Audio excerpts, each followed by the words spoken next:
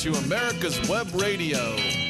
And now time for the Classic Car Show with Steve Rinaldo and Jim Weber.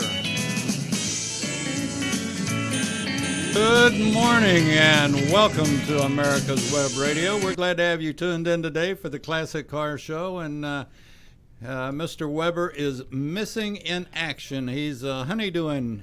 And so our hats off to Mr. Weber while he's honeydewing.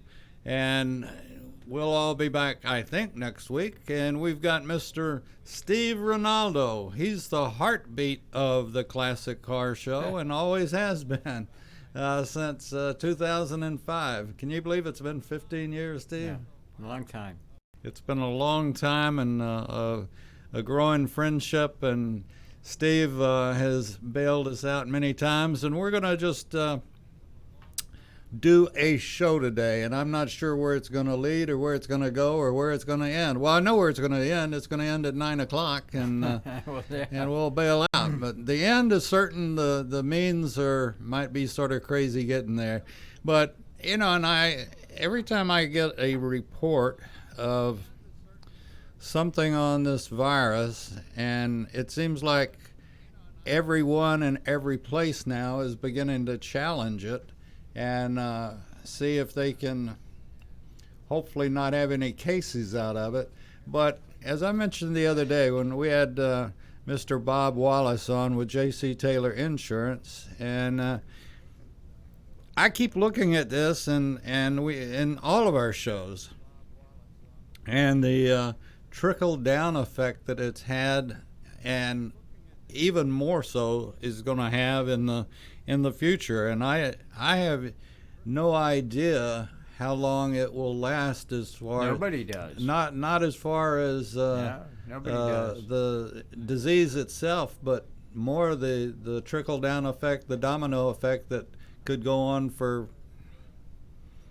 I don't know how long. Yeah, nobody does it. And it really has affected the old car hobby this year. It's amazing. I've never seen anything like it.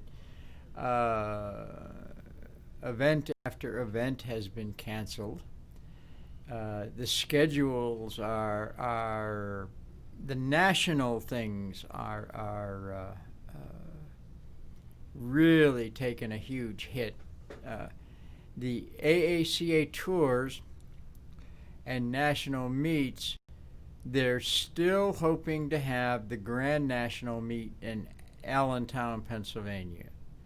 I would say that's probably 90% sure, but you don't know. The government this continues to rise, who knows what kind of reaction you're going to get from the government.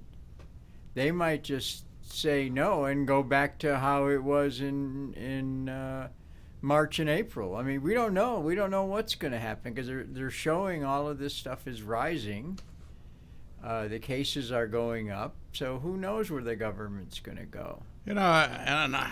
It's sort of like, as you well know, I had a family issue with hospitals and so forth, and that's why we support Docs for Patients Care. And we found out, boy, did we find out, you take a loved one into the hospital and they are so concerned about COVID, and you can't visit your relative or whatever, and then you finally get in for a few minutes and you say, okay, I'd like to speak to the doctor and who's in charge. And as Dr. Shears and I, we were pointing out, and he confirmed and said, it's that way, that nobody's in charge. And nobody knows. The virus is in charge. The virus, you got it. It's in charge. We react to it. That's a very good analogy. Yeah, it is in charge. We react to it. Yeah. And the hospitalist, you have a loved one in the hospital right now, and you don't know which doctor you're going to see. You see one doctor one day, and then another one comes in the next day, and then all the people are getting sick because they're afraid to go to the hospital. And that's true too. They're not doing what they're supposed to do. They say cancer deaths are up. What I heard this morning, 300% or something. Wow. Because people aren't going. They aren't going. They won't go to do what they're supposed to do to stop it. Everybody's terrified of this thing.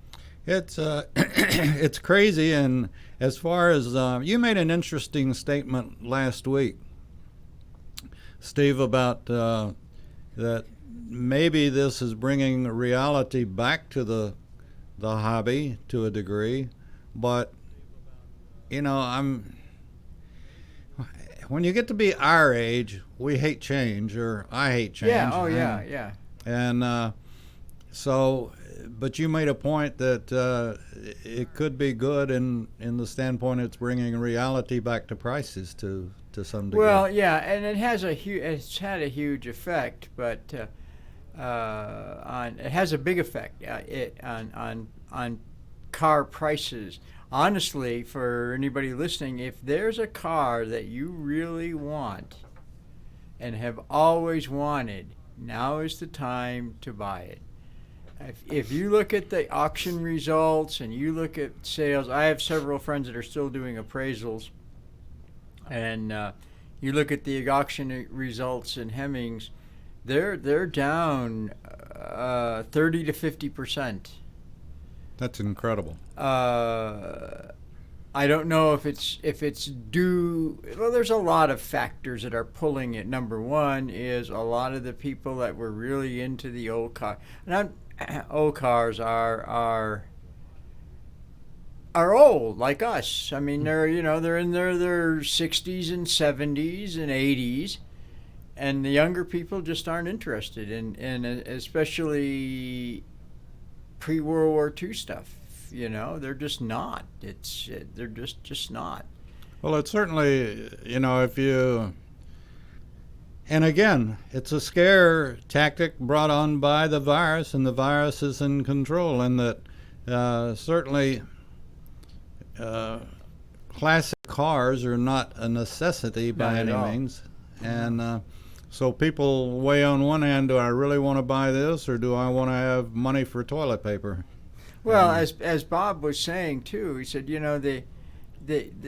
and this has been happening for a while. I think the virus stuff has had a really major impact.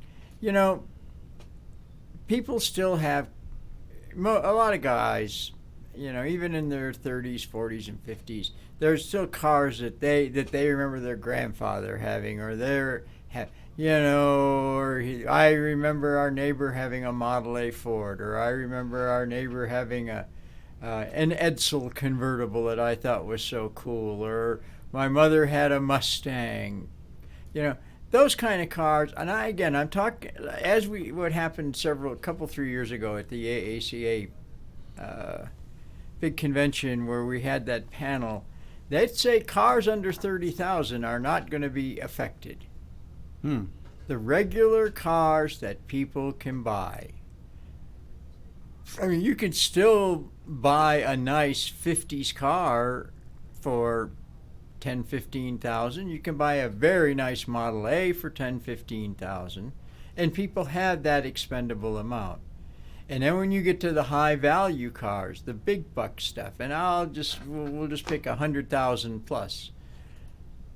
How many people have the ability to throw 100,000 down on a car just because they wanted one? Not a lot. I know one person in this room that can't. Yeah. Well, I don't. None of my. I have a few, but none of them are expensive cars. I don't have expensive vehicles. Do you ever listen to country and western music? Sometimes. Alan Jackson has a song that it's been out for years, talking about wanting a Mercury. Yeah, a Mercury. Yeah. And I guess my grandfather's last car, brand new, was a '59 Mercury, and every time I hear Alan Jackson singing you think about of your grandfather. Yeah, and you would like to have one. And you could probably buy one very reasonable right now. Probably, but I couldn't. It'd be like my Explorer. I couldn't fit it in the garage anyway. That that thing that's was a huge car. wide. Yeah, It's big and long. And yeah, it was made on the Lincoln chassis, I guess. probably. I mean, that thing was. I'm not sure it'd fit in the room. It was a wide sucker. But that market, I think, is still there. And when you get over 100,000, you're dealing with people who money is just not a concern. They just, well, okay, fine. I've always wanted one, so I'll take it. I must say, no, I'm not out looking for a 59 Mercury. I remember, I mean, that's because of my grandfather, but I wouldn't buy one like that. And my parents always had suburb cars, the Chrysler wagon and Sure. they had the big Mercury wagon at the end. And no, I don't want to go back to those days, but now Austin Healey, yes, I'm still, if I made any money, I would do an Austin Healey in a heartbeat. But like I started this, it's having such an effect. It's even having an effect on, and I want you to get back out on the road with your big SUV and that trailer. Then that way you'll have to go 5 miles and stop at a gas station. So I want you to contribute to that gas situation. Well, yeah, I'm sure. Like I said, if I get a clean report, I'm going to Florida to pick up the Maxwell. And my big concern with this trip is hotels. Yeah. I mean, how do you know what kind of cleaning and precautions that these hotels are? I can tell you one thing. I sure at this point won't stay at a private hotel. I'll only use the big chains. Because if you go, because Brenda and I had been talking about it, and if you go to Marriott or you go to Hilton or you go to Hyatt, you can read what their policies are. This is what they will do. But if you stop at Bob's Motel and Grill, you don't know what's going on there. You don't have any idea. It, like I said, it's a trickle down to. It gets everybody in one shape, form, or fashion. Yeah, it's not just the. You're right, and when we go back to the tour stuff, we're still hoping that we've signed up for 2 more tours that are possible this year. One is the Glidden tour, and that's in Saratoga Springs in the middle of September. I think we ought to have Moskowitz on pretty soon, don't you? Yeah. That would be he's really, Steve and those kind of people are very, very close to this subject. I mean, they know more than you and I can. I can sit and speculate, and now as I'm no longer on any board of directors or any of this stuff, you're sort of relying on friends to call and tell you. But anyway, it's you just wonder about this stuff.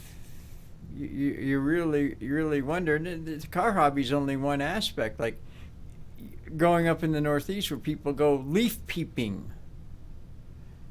and when the colors and the leaves start coming out, will that happen? I don't know. Only if they can make it a one-day trip, go out far enough and then come back to their own homes. Yeah, but if you're, in some places where you don't have that, and people used to spend 2, 3, 4, or even a week driving around New England. Mm-hmm. So, but the tours, it's not just the participants. And I never thought about this until this happened. I was talking to the guy who's the tour chairman at the Glidden. Okay, fine. So he has 250 cars is the limit. So we'll just say he has 250 cars. Well, that's 600 people. With the changes that this has brought about, with the social distancing and with this and that and whatever, how many how many restaurants can seat 600 people in this current environment where you have to have 6 feet between each one, and you have to do this and you have to do that? That's not going to happen. How many of the attractions, like if we were going to go to the old Saratoga racetrack for horses, which was the first permanent horse track in the United States, I understand, could be, I mean, I'm not an expert, but how are they going to deal with 600 people with these rules? You know? You know, yesterday I went out for lunch, and really the first time I'd gone to a restaurant in quite a while, and it well known in the Sandy Springs area, and there was few mask on, but then again it's rather hard to eat with the mask on. Yeah, got a little difficult. And yeah. At the same token, they were only, how can I say it, sort of social distancing in their own way of sorts. And I guess I was a little surprised that it was as open as it was, but I guess, have they declared it over with in Georgia? No. My understanding is that in this state, they've changed a lot of the rules. You know, they've changed a lot of it's more liberal here than in a lot of the states. But then again, if you want to throw another thing into this, with all this protesting and riots and all of this kind of stuff, with hundreds and maybe thousands of people running around in a very confined area. Now, as soon as those people get sick, I mean, you know, somebody's got to have spread that. I mean, it's just a numbers game. When not a social, it had nothing to do with what they're doing, but just a social game. All those people crammed together and spreading it around. So when that hits, what happens to the numbers then? Well, one of our hosts, and I think I mentioned this to you the other day, General Dix, that does our Remembering Desert Storm and Desert Shield show, was retired and has been called back up by the Army and has been reinstated as General Dix, and he's head of pandemic logistics, and that's what his specialty is logistics. And he called me a week ago today, as a matter of fact, and told me that, you know, they're expecting it to be worse this time around than it was the first time, and due to the riots and people, you know, letting down their guard or not doing what they should. So I don't know. It's whatever happens, and I can't get in its way, and I don't know of anybody else that can get in its way and stop it. The virus is winning. I mean, it's running things right now. Yeah, you're right. And I want to mention the fact that there is still business out there. We had I thought it was a great conversation with Bob Wallace with J.C. Taylor Insurance. Sure. And the virus may be running things, but at the same token, you still have to protect yourself with car insurance. And J.C. Taylor, when you call them, tell them that you heard about them on America's Web Radio. Let them know that we're working for them, and that, you know, if you have a classic car, you've done like Steve has suggested, if you want one that you've always wanted, now's the time to get it. And you'll need insurance for it, and so we recommend J.C. Taylor Insurance. And if you have to, ask for Bob Wallace and tell him that you heard about it on America's Web Radio. And they are the best. I know, Steve, my father used J.C. Taylor. So it goes back before the coronavirus. Yeah. You know, the other funny thing that I think that's going to happen, I may start a lottery here, and put down, I won't even start at 1. I'll start at maybe 10, 15, 20, 30, whatever. Send me $1 and join the lottery. And on how many books are going to be written about the 2020 pandemic? Why do you need a book? We're living it. We're living it now, I don't need to. You know good and well there'll be a bajillion books written about the 2020 pandemic. And yeah.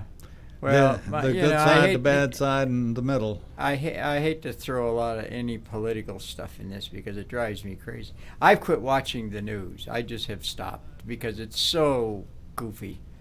Once the election is over, one way or the other, I think things will get a whole lot better. Well, I think as we talk on many of our political shows, we're not getting the news. We're getting the opinions of people editorials that aren't worth a whole lot more than I am as I far know as a lot of opinion my goes. friends have quit watching the news. Oh, they yeah. don't look at it anymore. Well, there is no news per se. You know, it's What do you opinions. think Walter would say about this stuff? Oh, Walter Cronkite, I have no respect whatsoever for him. And it's sort of like I heard, on this debacle of DACA in the Supreme Court and all this stuff, and Schumer said, "Well, I was so upset it made me cry." You know, that guy's our age, I think, and or close to it. I don't know, Chucky. And I don't know what. I'm going to send him a black box of facial tissues for all the crying that he does. He probably needs it. Yeah. Well, but that's you know, and that you can take all of this government stuff, both sides, and throw that into the equation, and I think their attitude is hurting a lot of the. And we'll say, you know, like our hobby. I think people still watch ABC, NBC, CBS. They just do out of habit more than anything because mom and dad did it. And I think they're maybe being very skeptical about things because of what they're saying. So I don't know. There's just this is just a total strange year. I've never experienced. I don't think anybody that's alive today has ever experienced anything like this. We're going to take a break. We'll be back on the Classic Car Show with Mr. Rinaldo right after this. On America's Web Radio. Just talking to you about antique car insurance. I think that if you're looking for the best coverage for your classic car, consider J.C. Taylor Insurance. They've been my insurer for years in this hobby and have the top rating of all of the insurance companies in the hobby. When you get ready for insurance, call J.C. Taylor or visit jctaylor.com on the internet.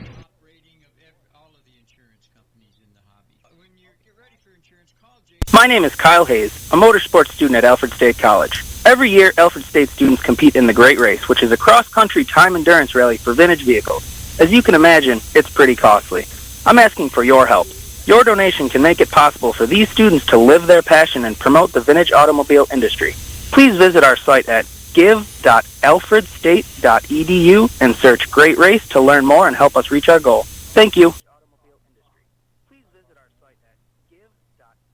You're listening to America's Web Radio on the AmericasBroadcastNetwork.com. Thank you for listening. You're listening to America's Web Radio on the AmericasBroadcastNetwork.com. Thank you for listening. And we're back on the Classic Car Show, solving the world's problems. Well, try, but we anyway, we can do it in but minutes. Anyway, we think about all this. Some of the local activities have started back up. Good. We're very fortunate here in the Atlanta area. We have some publications that and websites that list what's going on, and that's Ragtops and Running Boards and Southeast Wheels events, and some of the local car shows, some of the cruise-in, some of this kind of stuff have started back up. I've been on the first Sunday of the month. They call it the morning worship service. These guys get together, they go to Panera Bread.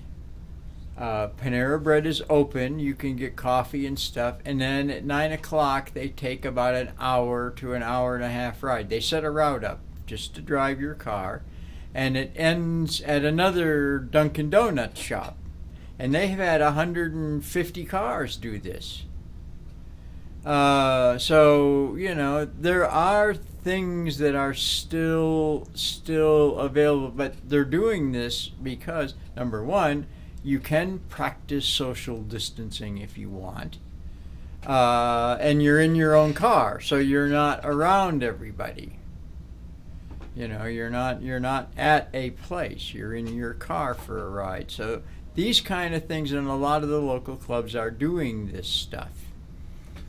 So you made the point about the virus is ruling, and this goes back to the old saying, the tail wagging the dog, and we've got to take back and be the dog and wag the tail. And the sooner we start participating, and it doesn't mean running out and hugging your buddy, it just means start socializing again, even if you have to yell across 6 feet to talk to them. Sure. But start doing stuff. And don't let the virus rule your life.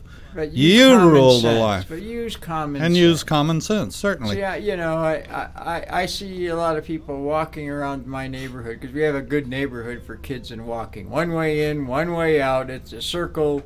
You don't go there unless you have a reason to go there. It's not a place people would go.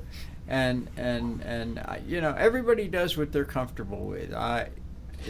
Walking around, the neighborhood, I don't think you need a mask. But if you're going into Walmart, or you're going to do this, or you're going to do that, well, it doesn't hurt. It protects a little. I suppose they say it offers a little protection for you, but it also protects the other people. So when they do these car things that I've been to, before you start, they ask you to wear a mask. Okay, fine. There's nothing wrong with that. But the big shows, the big stuff, and the one that surprised me, didn't surprise me, is Hershey. That's the biggest car event of the year. In the hobby. Now, and of course, you have things like the Indianapolis 500, and you have all that stuff.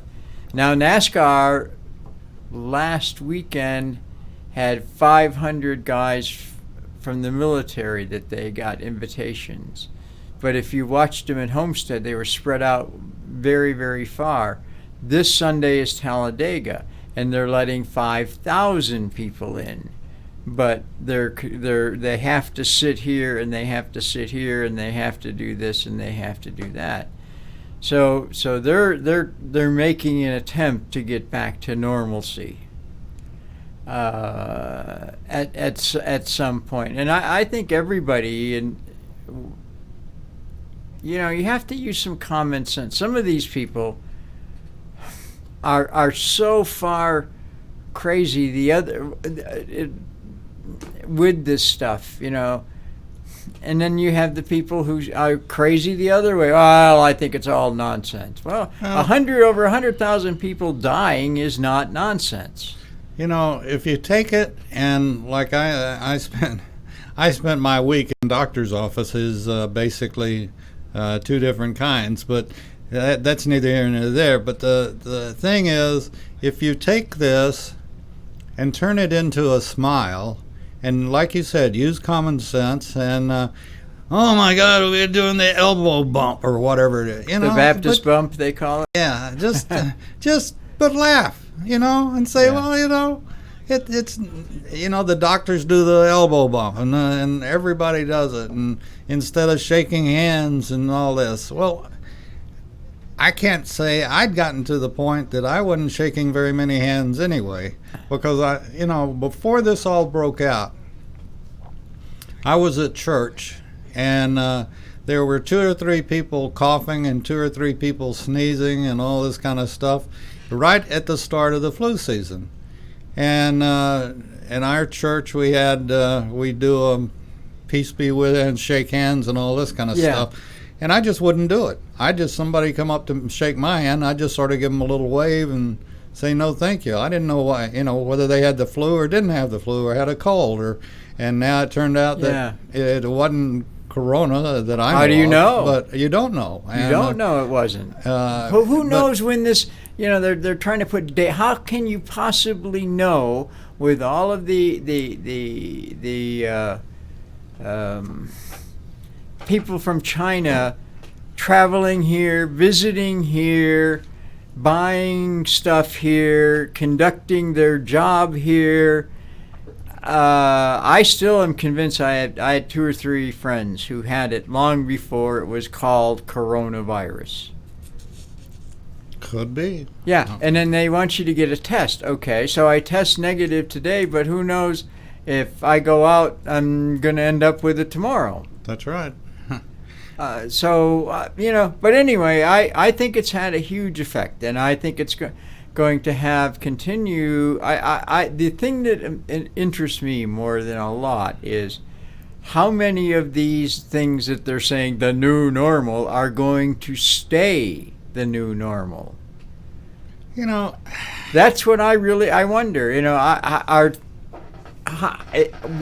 What's going to be the lasting effect of this on our everyday knows, lives? I don't know. I have no idea. At the same token, I think if it was left up to the millennials or whatever those folks are, but I think as time goes on and we drift back into football and baseball and our normal quote unquote activities, that we will drift back into our previous normal. But I don't know for either. Sure. I don't know. But I think because of us old folks that don't like change, we'll change it back to what we thought was good in the past. Or not go. We just won't participate. Yeah, and it was like yesterday when I went to lunch with a close friend of mine, an attorney, and on the table was one of these things of how you are as electronic ordering and all this kind of crap. Yeah. And he said, "Pardon me, but I'm very old. Just bring me a menu." And they did, and we ordered off the menu instead of off the electronic thing. That's another separate issue. Oh yeah, I can't deal with this electronic stuff. I know, and a lot of us can't. No, it's like I was telling you. I was trying to find this Pandora on my phone. I looked and I've gone to the App Store and I can't find it. I just can't. I don't know how to make that. I'll go see the girl next door. She's 16 here. Where in the hell does this live? Well, you could even go to the one that's 5 years old. Yeah, they probably, yeah. But anyway, it's very interesting. I wonder what kind of changes in this hobby will be. The one thing that worries me about it is we were, in my opinion, and you starting the show 15 years ago, and we agreed that one of our goals was going to be in getting the younger people interested in the hobby. And what scares me is we're getting further. We put a big spac between the hobby and even a kid learning how to change a tire. And the last thing they're going to want to do is work on a Model T or do anything else. Remember Penn College up in Pennsylvania? I'm sorry, what? Penn College in Pennsylvania. They've canceled their automotive restoration program for lack of interest. That is sad. Yeah, it went away. I didn't know that. I didn't know it till this week or two ago. You just reminded me. I was a notification that they went away. Well, if you want something to kill the hobby, that kind of stuff is it. And yet, if a kid went there and learned, he could walk out with one hell of a job. He'd have a job before he graduated, making a good salary. Absolutely. Maybe I'll go back to school and do it. Yeah, but I guess the guys out in Oklahoma, Ike McPherson, are still doing good. That's a shame. I did not know. Yeah. Oh. So and there's a lot of forces pulling on this hobby right now. Well, a lot of changes. A lot of things that used to be aren't anymore. Participation. The young kids that didn't grow up, they don't have the same experience that we have. They've never been in a car, and I'm talking about people up to their 40s would go back, and that would be 1980. They'd never even ridden in a car that didn't have air conditioning. So Let me throw out something that directly affects the radio station as well. Is that you know that I might have just a smidgen of temper. No, I have a bad temper, as a matter of fact. And I finally got sick and tired of hearing some of the crap going on. And I don't know if you ever watch it, but Waters World on Fox. Jesse Waters goes out and he'll ask people, "Who's this a picture of?" And they have no clue that it's a picture of George Washington and or this or that or whatever the situation is. And so all of our shows, and we're talking about it right now, is history. And if somebody goes back and reads the history of cars, the automobiles and trucks are the most important thing that ever hit the United States. And the United States was the perfect place for them to get from point A to point B as rapidly as you could without horse and carriage. And here came the cars. And if kids learned history from the first grade through college, they would get interested in cars, and they would realize what the automobile industry has done for the United States. It made us the most powerful nation in the world. Transportation. Sure. Absolutely. We could fight anybody, we could win, we could move point A to point B when we needed to, and transportation made the United States.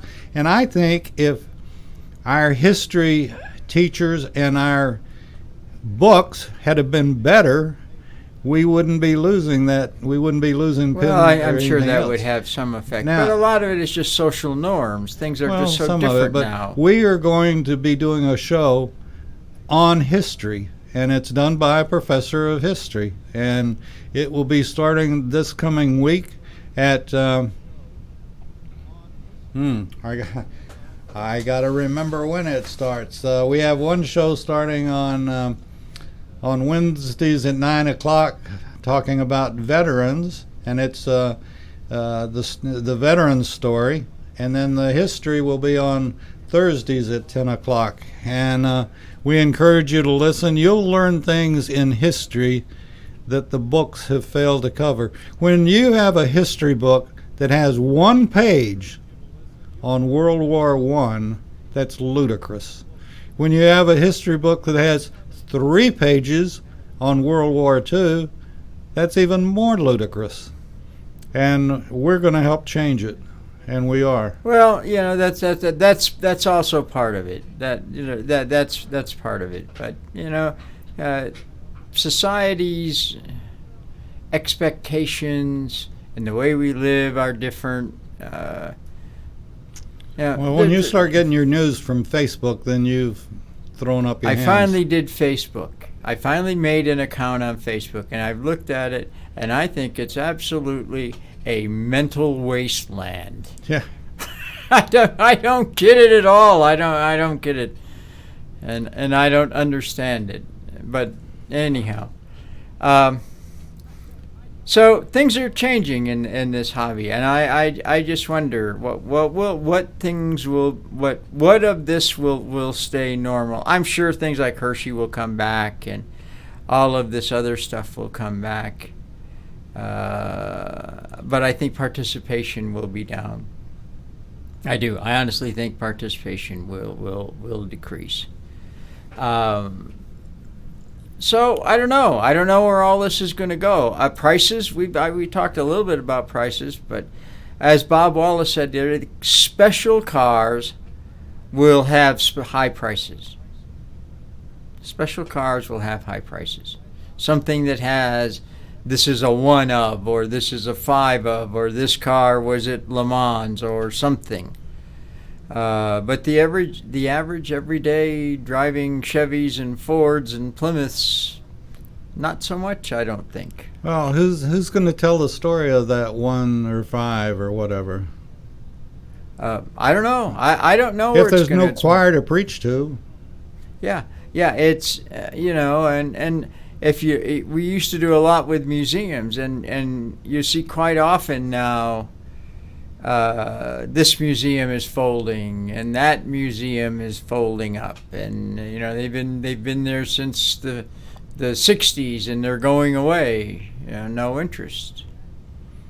So I don't know. I guess it's just part of the evolutionary cycle, but it would be nice to be able to undo it, but I don't. It's past my pay grade to know what to do. Anyway, I got a little tip I want to pass on to some people, especially British car people. I rebuilt the brakes on my 51 MGTD, and I couldn't. Everything is new. The only thing that got reused is the metal lines. Wheel cylinders, master cylinders, rubber hoses, everything. And I couldn't get a good brake pedal. Well, I called a friend of mine, Mr. Middleton, who is an Englishman, and I told him what the issue was. And he told me, he said, first of all, you aren't using silicone brake fluid. And I said, no, I'm not. I'm using DOT4. And brake fluid by itself is an interesting subject, and I'm not that versed on it anymore as I used to be when I was running the tech center. But there's DOT3, DOT4. They're interchangeable. They're compatible. The difference is that the higher the DOT number, the higher the boiling point, and the less it absorbs moisture, which is the biggest problem with the brake system. Well, anyway, and DOT5 is silicone. Its viscosity or thickness is less, but it is not, the correct term is hygroscopic. It doesn't absorb moisture. Well, the newer cars with ABS, the newer ABS systems, the newer automatic brake controllers, all of this kind of stuff have gone past DOT5. They have DOT5, blah, blah, blah, blah, blah, all these different ones at different manufacturers. And like I said, it's been 12 years since I've been working in the industry, so technology has blown past me on the new cars. Unbelievable. But anyway, so he said, here's one of the issues. So we'd get a good brake pedal, and then the next day it would go away. The brake pedal would be soft again. I said, I couldn't figure it out.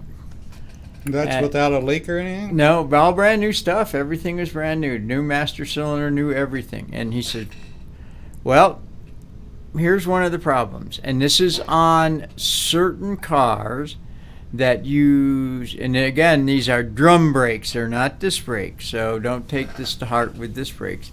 The replacement parts that you get are now made in the Orient, some from China, some from Taiwan, some from here, some from there. And they use, behind the spring in the wheel cylinder, there's a part that keeps the spring working straight up and down, and some other stuff. And the old ones were a composite material with holes drilled in them to allow the air to move, to push the air out of the way, and when you stepped on the brakes, allowed everything to circulate. Well, the ones that you get, the replacement ones, some don't have the little holes at all, and some of them have the little holes in the wrong place.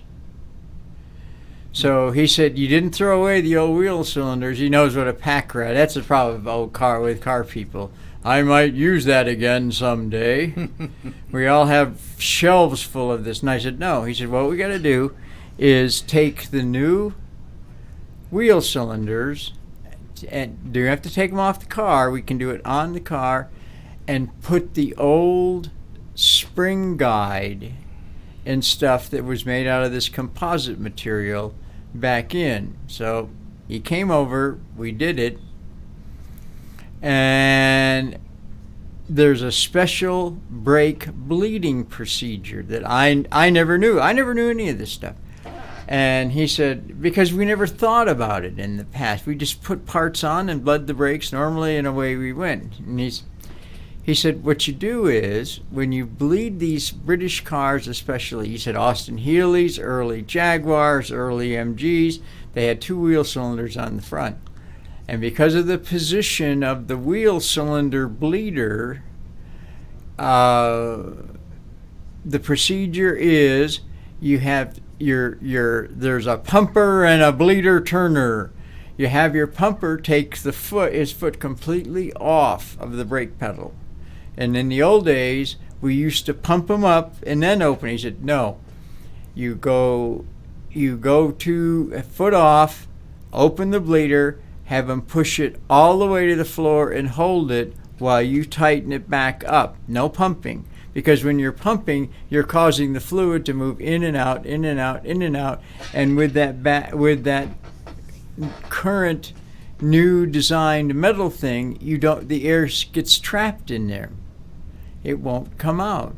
And he said, you're going to have to do this 2 or 3 times to get all of the air out. So one of my projects for today is to get my official brake bleeder assistant and she'll do what we say. We've done it once already, and the brake pedal was really stiff. And I said, well, okay. So then I went out yesterday morning and checked it, and it had gotten a little softer, but not like it did before. Before, you had no brakes, even after putting all this new stuff on. The new parts, before we did the parts that Phil said. So that's today's stuff. So if any of you guys are rebuilding any of the old British cars that have the 2 wheel cylinders in them, you take this to heart. Number 1, don't use DOT5. Number 2, save the old plastic spring guide stuff from your wheel cylinders. Even if you aren't doing it now, put them away somewhere.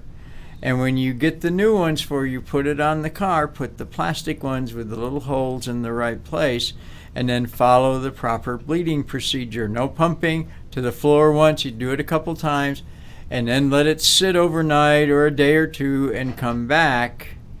And after several times you're doing this, you won't have the problem anymore. And I asked Phil, and he's one of the best British mechanics. He's an Englishman. It's where he's from.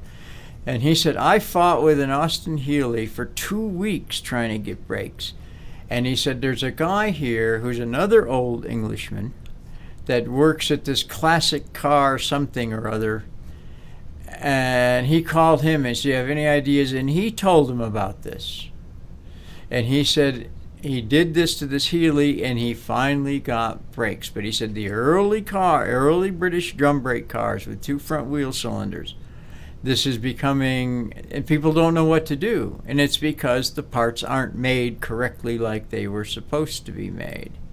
And people have forgotten over the years the procedure of bleeding the brakes with a double wheel cylinder car. No pumping, just push and then walk away and let it sit, because the air will eventually rise to the top. It will go away, but if you don't have the holes, the air is trapped. It can't go where it wants to go. So all of this stuff, and again, this goes back to people like my friend in Orlando who rebuilds the old Ford Babbitt engines. This stuff is going away, and this knowledge, and you don't read this in a book. This is practical knowledge that needs to be passed on, and the sad thing is, cars are very complex. Even early cars are very complex. It's a very complicated piece of equipment.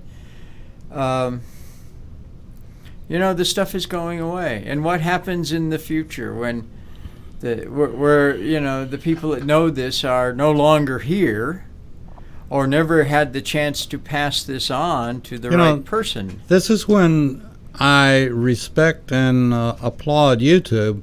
If you'd had somebody, or you have somebody videotaping as you're doing it, where it'll last forever on YouTube, how to replace the brake cylinder on a British car. And, it's something that I can't believe the number of people that will go to find out how to do something on YouTube. Oh, it's by the tons. Yeah. That's a good point. I don't know if Phil does this stuff, but that's a good point that I should talk to him to do this, because, Healey's and early MGs and early Jaguars aren't going away. Hopefully not. No, they'll be around, but people won't know this little trick. And that's one of the things that I think that we've done over the years on this, is when I find this kind of stuff out, is we've passed it on, and hopefully somewhere along the line this stuff is, yeah, I remember hearing about that somewhere. Well, you hit it on the head. And if somebody thinks about it, a car is very complex. Oh, heavens. As the new ones. Yeah, and the new ones, I couldn't work on a new car if you put a gun to my head. I don't have the electronic equipment to work on a car today. Or understand what it means anyway. I don't. Yeah. I don't, and I grew up, I did this for 45 years. But it's, and that's a shame, too. There's I think it's a bodily, mental desire to work with your hands. And there's no place better, no place more fun, no place that you can see your results any better than when you work on a car. Yeah, and you go out for a ride. Take the kids and grandkids and go for a ride. Yeah. Make it work.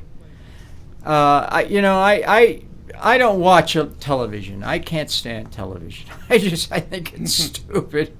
But I'll watch a few shows. Like I'll watch the now it's called Motor Trend or something, and they have that guy in Virginia Beach that has a restoration shop, and a guy came to him with an old 60s Dodge Dart convertible, and he said, I want to have my kids now learn to do this like I did, but there are certain things that I can't do. He said, so I want you to make this work and run and steer and stop. But we can, and that's all I want you to do. But I can take my two boys who are now getting to the age of driving and interest, and of course the convertible piques their interest a whole lot more than a four-door sedan. But we can adjust the valves, and we can rebuild the carburetor, and we can do this, but I don't have the facilities or the knowledge to do internal engine stuff, or internal transmission stuff, or rebuild suspensions. That requires a lift and special equipment. But I need the car to be able to go. And once we start riding and say, this isn't running right, I think we should do a tune-up. Well, what's a tune-up? What does that mean? And I think the guy hit it, just what we were just saying, there's certain things you can't do. The average guy just will never be able to do. They can't pull an engine and go and rebuild the engine. And they can't rebuild an automatic transmission. And, your buddy Lowell, take it to Lowell. Yeah, exactly. So, anyway, it's just a very interesting year for the hobby. And like I said, the big shocker for everybody in the hobby, I think, that hit everybody in the old car world is Hershey being canceled. I think that was the one that really shocked everybody, and because every old car website and forum, the discussion of Hershey being canceled is a huge topic. Well, anyway, I guess it's about time, huh? Well, we're getting close, but we got a few more minutes to go. And so anyway, get the car out, pick up the grandkids, go out and get ice cream. Don't sit home. You're not going to, use some common sense, but still enjoy the stuff. Get it out. So that's where I'm gonna end. Is get it out, have some fun. Unfortunately, the big stuff has been canceled, and I understand there's a lot of legal ramifications and a lot of other stuff pulling on us too. So get your car out and use it. If you have any questions or comments, be sure to give Dave a call or email the station, and we'll try to address them. Because, like I said, we can't talk about activities, but maybe I'll be able to talk about the Maxwell shortly.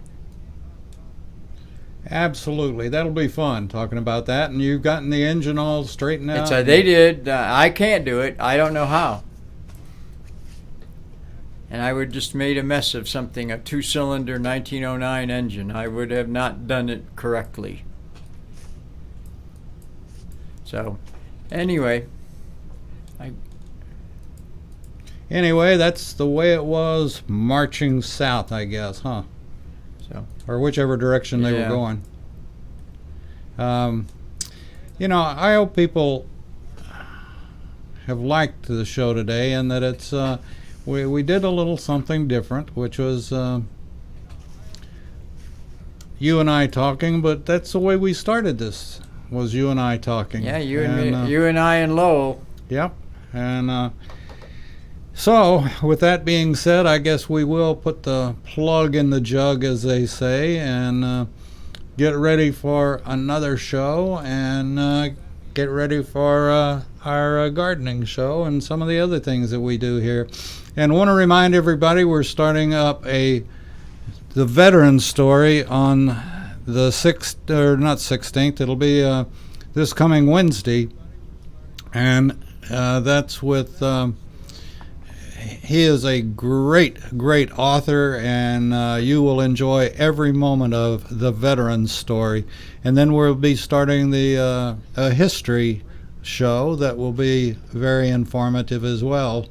And we appreciate you tuning in. Hopefully you'll tell J.C. Taylor that you heard about him on America's Web Radio. And until next time, you're listening to America.